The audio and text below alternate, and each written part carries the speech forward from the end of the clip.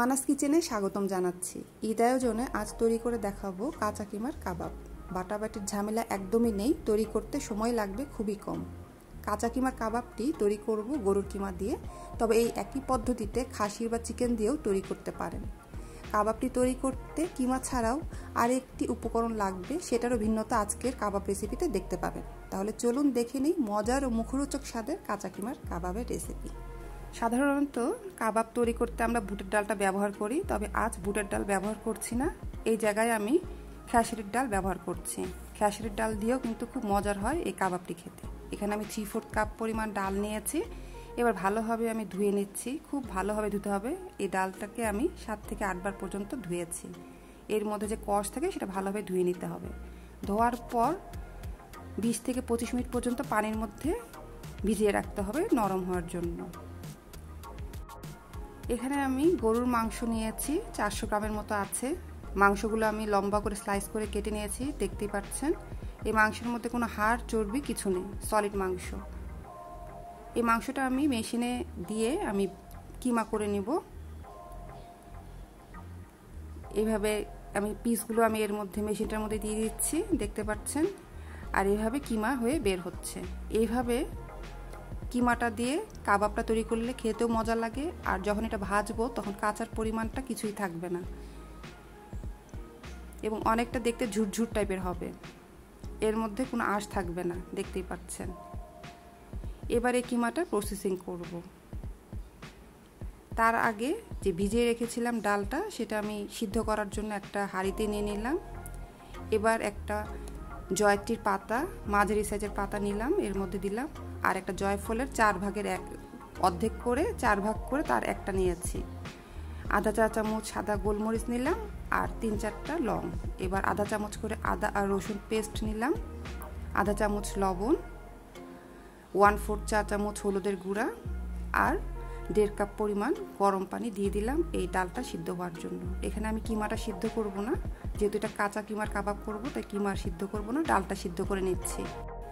High হিটে জাল দিব যতক্ষণ না পর্যন্ত বলক আসছে। বলক আসলে জালটা কমিয়ে মিডিয়ামে করে দিব। বলক এসেছে, এবার সিদ্ধ হওয়া পর্যন্ত ওয়েট করতে হবে। ডালটা সিদ্ধ হয়ে গিয়েছে, 1 ফোঁটাও পানি নেই, দেখতেই পাচ্ছেন। এবার এই ডালটা আমি ভালোভাবে ব্লেন্ড করে নেব, একেবারে মিহি পেস্ট করে নিতে হবে। আমি ডালটা ব্লেন্ড করে নিয়ে এসেছি, দেখতে পাচ্ছেন। এবার এই ডালটা সে কিমার মধ্যে দিয়ে দিচ্ছি। এখানে 16টা কাঁচা মরিচ আমি কুচি করে নিয়েছি, সেই মরিচটা আমি দিয়ে দিচ্ছি। ঝালটা কম বেশি আপনারা করে নেবেন, তবে এই কাবাবটা একটু ঝাল খেলেই ভালো লাগে। আর এখানে 3/4 কাপ পরিমাণ পেঁয়াজ কুচি করে আমি আধা ভাঙ্গা করে ব্লেন্ড করে নিয়েছি। হাতে ধরলে একটু দানা দানা থাকবে, সেই ধরনের ব্লেন্ড হবে। আর 1/4 কাপ পরিমাণ পেঁয়াজ কুচি আবারও দিচ্ছি। পেঁয়াজের পরিমাণটা একটু বেশি দিতে হবে। এবার 1 টেবিল চামচ পরিমাণ মরিচের গুঁড়া দিলাম, আধা চা চামচ লবণ, 1/4 চা চামচ করে দারচিনির গুঁড়া, এলাচের গুঁড়া আর আধা চা চামচ জিরার গুঁড়া। একটা ডিমের কুসুম দিয়ে দিচ্ছি আর সাদাটা রেখে দিচ্ছি, পরে এটা ব্যবহার করব। এবার সব একসাথে ভালোভাবে চটকে চটকে মাখাতে হবে, খুব ভালোভাবে মাখাতে হবে যাতে মশলাগুলো মাংসের কিমার মধ্যে ভালোভাবে মিশে যায়।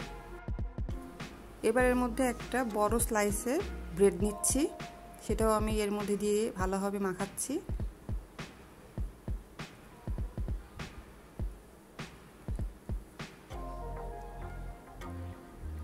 ভালোভাবে মেখে নেওয়ার পর তারপর এর মধ্যে আমি 1/4 চা চামচ বেকিং পাউডার দিচ্ছি আর 2.5 চা চামচ পরিমাণ চালের গুঁড়ো দিচ্ছি,